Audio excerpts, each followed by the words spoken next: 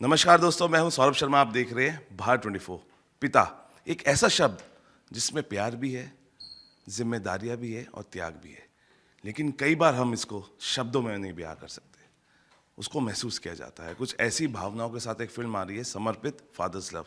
Film की star cast में साथ मौजूद है। आप सभी का बहुत बहुत स्वागत है sir Bharat 24। So much sir, thank you. अच्छा सर, जिस तरीके से मैंने कहा कि पिता एक ऐसा शब्द है जिसके अंदर त्याग भी है, जिम्मेदारियां भी है और प्यार भी है। लेकिन कई बार हमें लगता है कि हम उसको महसूस नहीं कर पाते हैं, और महसूस हो इस प्यार को, इसलिए ये फिल्म आ रही है, कहानी आ रही है। किस तरीके से ये महसूस कराएगी एक पिता का प्यार ऑडियंस को? महसूस ही ऐसे कराएगी कि फ़िल्म देखने के बाद जो भी आपके क्वेश्चंस क्वेरीज़ हैं कि आपके फादर ने आपके लिए किया क्या है, वो सारे ड्रास्टिकली चेंज हो जाएंगे। क्योंकि मैं भी एज अ सन मैं भी पूछता था कि पापा आपने मेरे लिए किया क्या है। बट मैं आज जो कुछ भी हूँ वो मेरे फादर की वजह से हूँ। फ़िल्म करते करते हम इतने ज़्यादा कनेक्ट हो गए थे ये फ़िल्म से कि हमें पता चला हमारे पेरेंट्स ने हमारे लिए किया क्या है। तो फिल्म 19 जून को रिलीज़ हो रही है। और सन जो होते हैं वो फादर से इतना ज़्यादा अटैच नहीं होते, माँ से वो ज़्यादा अटैच होते हैं क्योंकि माँ उनको ज़्यादा प्यार देती है। फिर फादर जो है हमेशा स्ट्रगल इतना करता है कि बच्चे उनको हर चीज़ जो मुहैया होती है वो माँ के थ्रू ही मिलती है। करता फादर ही है लेकिन मिलती माँ के थ्रू है। तो बच्चों को ये लगता है कि भाई जो कुछ भी मेरे को हो रहा है वो मेरी माँ की वजह से मिल रहा है, बट ऐसा होता नहीं है। मेन जो वॉरियर हैं जो आपके घर में वो आपके फादर हैं।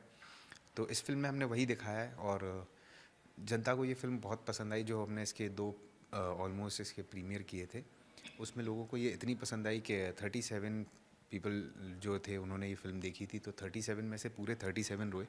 फिर उसके बाद हमने एक और इसका प्रीव्यू रखा जिसमें 70 पीपल थे और उसके साथ में 50+ मीडिया पर्सन्स थे, वो सारे भी रोए। तो फिल्म इतनी खूबसूरत है, वो आपको बताती है कि आपके फादर ने आपके लिए किया क्या है। वो जब आप पहुंचते हो क्लाइमैक्स तक तब आपको समझ में आता है कि you don't know what you have until you lose it. अ, कई बार हम देखते हैं, बहुत सारी आपने रियल स्टोरीज देखी होंगी जिसमें फादर को छोड़ के आप विदेश चले जाते हैं। उनका त्याग नहीं देख पाते हैं, उन्होंने जो त्याग दिया है या उन्होंने जो आपके लिए की है। सिर्फ एक जनरेशन जो हमारी अभी की है, वो एक एटीएम मशीन शायद एक फादर को समझती है। पूरी ज़िंदगी सिर्फ लेते हैं, जब देने का वक्त आता है तो वो शायद विदेश में बैठे होते हैं या कहीं और होते हैं।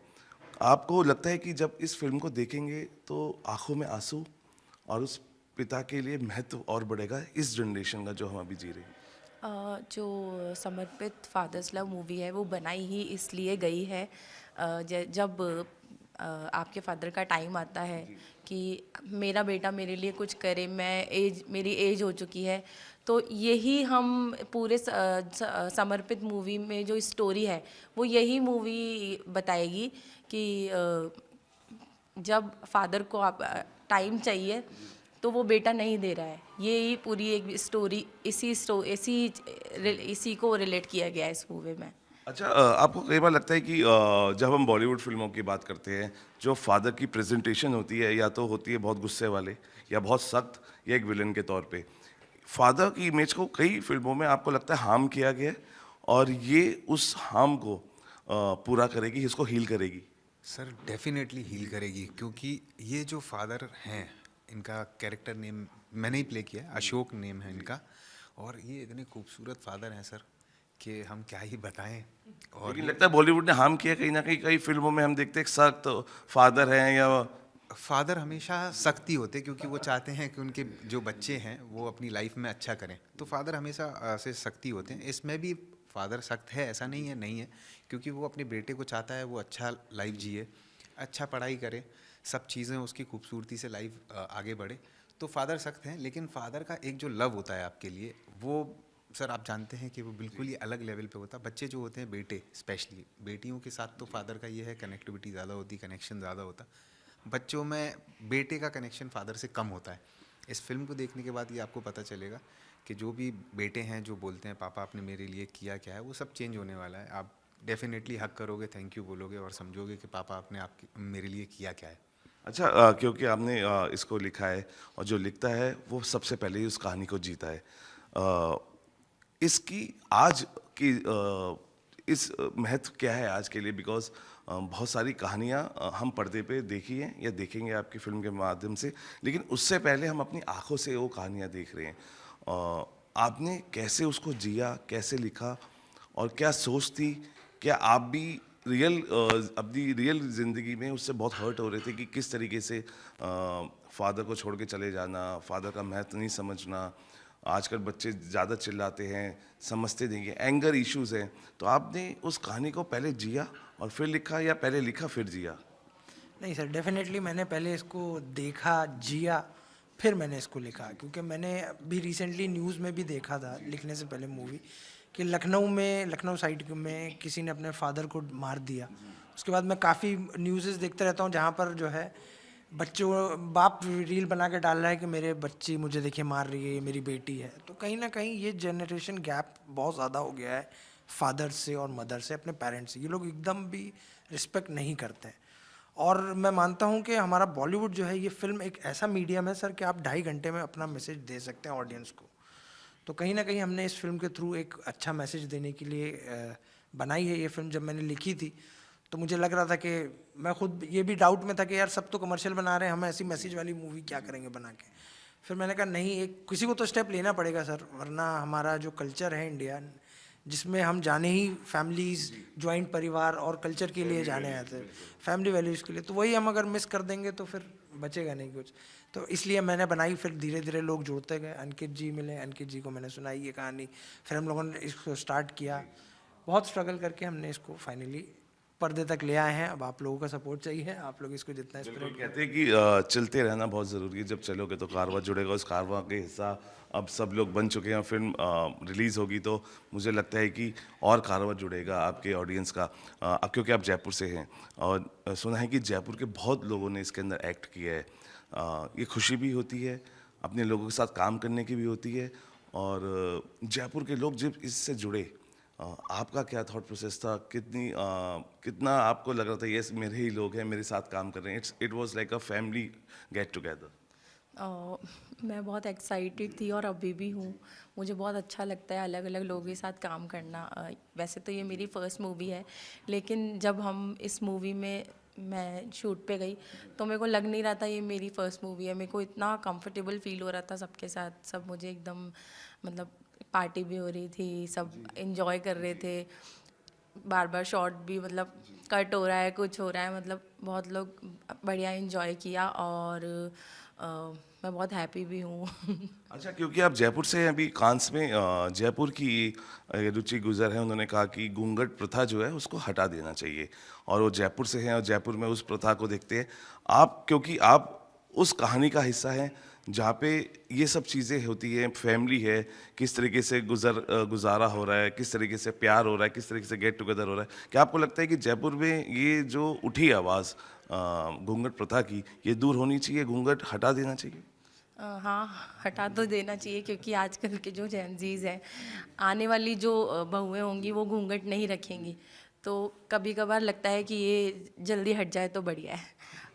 जी, भाई, क्योंकि ये फिल्म आ रही है और बहुत रिलेट करेगी उन सभी जेनजीज को, क्योंकि ये बहुत कॉमन हो गया कि आप एक ही घर में रहते हैं लेकिन फिर भी बहुत दूर रहते हैं, और एक पिता का ज़िंदगी भर आपको लगता है कि वो इंसाफ नहीं मिल पाता है एज अ फादर, क्योंकि बहुत सारी त्याग है, जिम्मेदारी है।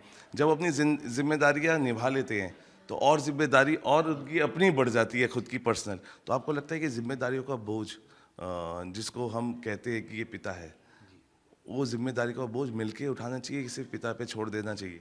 सर ये तो मिलके ही उठाना चाहिए, लेकिन क्या है कि हम समझ नहीं पाते। मेनली क्या है कि बच्चे जो होते हैं वो उतना कनेक्ट नहीं करते ना फादर से, तो उनको यही लगता है यार इनने मेरे लिए किया ही क्या है, और अगर किया भी है तो कोई फ़र्क नहीं पड़ता, सबके माँ बाप करते हैं, सबके मॉम एंड डैड करते हैं। तो वहाँ पर ये थोड़ा सा इशू आता है, क्योंकि जितना अभी तो जैसे जो जेनजी, जो आप जनरेशन की बात कर रहे हैं, अभी सबसे बड़ा मीडियम हो गया है फ़ोन का। अभी आप देख रहे होंगे सर, सब फ़ोन ही चला रहे हैं, स्क्रॉल कर रहे हैं, रील्स देख रहे हैं, तो माँ बाप से आप रिलेशन उतना स्ट्रॉन्ग कर ही नहीं पाएंगे।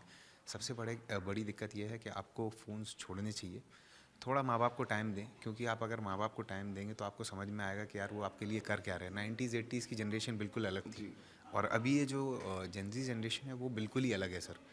और इसमें यही है कि सबको मिलके अपने फादर का जो है ना, बोझ नहीं बोलेंगे उसको, बोझ बोलना बहुत गलत शब्द हो जाएगा। क्योंकि मैं इसलिए कह रहा हूँ क्योंकि अकेला छोड़ दिए जाते हैं जिम्मेदारियों हाँ, पे। अभी तो जैसे आप देख रहे हैं कि ये कहाँ छोड़ते हैं होम्स, वो ओल्ड एज होम्स खुल रहे हैं और मोस्टली वो बढ़ते चले जा रहे हैं। आप देखोगे तो ओल्ड एज होम्स में आपको पेरेंट्स मिलेंगे। अहमदाबाद अभी मैं बीच में एक शूट पे गया था, वहाँ पर भी मैंने इनको वो किस्सा बाद में सुनाया कि एक टैक्सी ड्राइवर थे और उनकी जो वाइफ थी उनको हार्ट का प्रॉब्लम था। उनके 3 बेटे हैं, 2 फॉरेन में हैं, एक इंडिया में है और तीनों बच्चे वेल सेटल्ड हैं।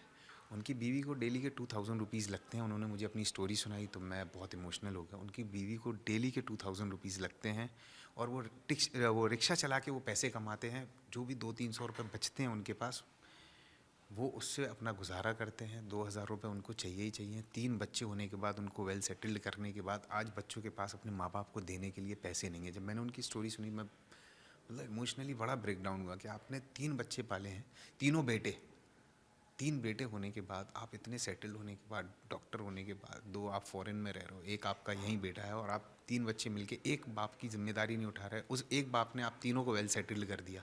तो सर ये हमें सोच बदलनी होगी। देखिए यही बहुत दुखद चीज़ है और मुझे लगता है कि जब ये ऐसी फिल्में आती है, ऐसी कहानी आती है, वो बदलाव जब ही आ पाता है जब आपकी सोच में वो बदलाव आए। और अगर आपकी कहानी अगर सोच बदलने पे मजबूर करेगी तो मुझे लगता है कि हमारी कहानी की जीत होती है। क्योंकि पिता पुत्र की कहानी है, फादर एंड सन। एक जोड़ी हमने ऐसी भी देखी थी, एनिमल, आप देखा, बहुत ही जब हम एनिमल में उस जोड़ी को देख रहे थे तो बहुत ही लाउड किरदार थे वो। लेकिन आपको लगता है कि कई कहानियों को बहुत सौम्यता से भी दिखाने की हम क्षमता रखते हैं और इतना शोर शराबा करके उसको बहुत लाउड ना किया जाए, क्योंकि कुछ रिलेशंस ऐसे होते हैं जिनको जैसे हैं वैसी उनको पर्दे पे दिखाया जाए। सर क्या है, एनिमल जो है फिल्म, वो उसमें आप बहुत सारे जो फादर्स हैं, मतलब बेसिकली जो इंडियन फादर्स हैं, सब कनेक्ट नहीं कर पाएंगे क्योंकि वो जो फैमिली दिखाई है वो बहुत हाई क्लास फैमिली है। ऐसी हमारी सोसाइटीज़ में भी है हाई क्लास। है बट इतना लेवल का कुछ भी हो रहा है और इतना वायलेंस हो रहा है, वो अलग लेवल पे चला गया। हमारी फिल्म की कहानी बिल्कुल डिफरेंट है। बहुत प्यार से हमने वो स्टोरी शूट की, कोई वल्गैरिटी नहीं है, कोई आपको हमारी गंदगी नहीं मिलेगी। आप हमारी फैमिली मतलब अपनी मेरी फिल्म, जो हमारी फिल्म है वो आप अपनी पूरी फैमिली के साथ बैठ के देख सकते हैं। ऐसा कहीं भी एक भी सीन नहीं आएगा जहाँ पर आपको हमारी फिल्म में से उठ के बाहर जाना पड़ेगा। तो हमने जो फिल्म बनाई सर, वो हमने मतलब हमारे इंडियन कल्चर को याद रख के बनाई है कि हमारे जो भी इंडियन कल्चर के लोग हैं वो फिल्म देखें और समझें। हम वेस्टर्न कल्चर को वैसे भी बहुत ज़्यादा ही अपना रहे हैं, बिल्कुल। तो वेस्टर्न कल्चर को छोड़ के थोड़ा हमें इंडियन कल्चर को भी फॉलो करना चाहिए।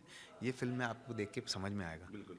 भाई लगता है कि बिकॉज कहानियाँ अच्छी होती है, सच्चाई और ईमानदारी से जिस तरीके से आप उसको प्रेजेंट करते हैं, फिल्म बनाते हैं, लेकिन कई बार क्योंकि बहुत सारी फिल्में रिलीज़ के लिए तैयार हैं, क्या दुख होता है कि जो स्क्रीन्स मिलनी चाहिए, नंबर ऑफ स्क्रीन्स, वो कई बार नहीं मिलती हैं, क्योंकि बड़े बड़े प्रोडक्शन हाउसेज, बड़ी बड़ी फिल्म्स उसको कैप्चर कर लेते हैं स्क्रीन्स को। तो ये दुख रहता है मन में, कहीं ना कहीं ठेस रहती है कि टीस की इतनी स्क्रीन और मिलनी चाहिए थी लेकिन उसके मुकाबले कम मिली है।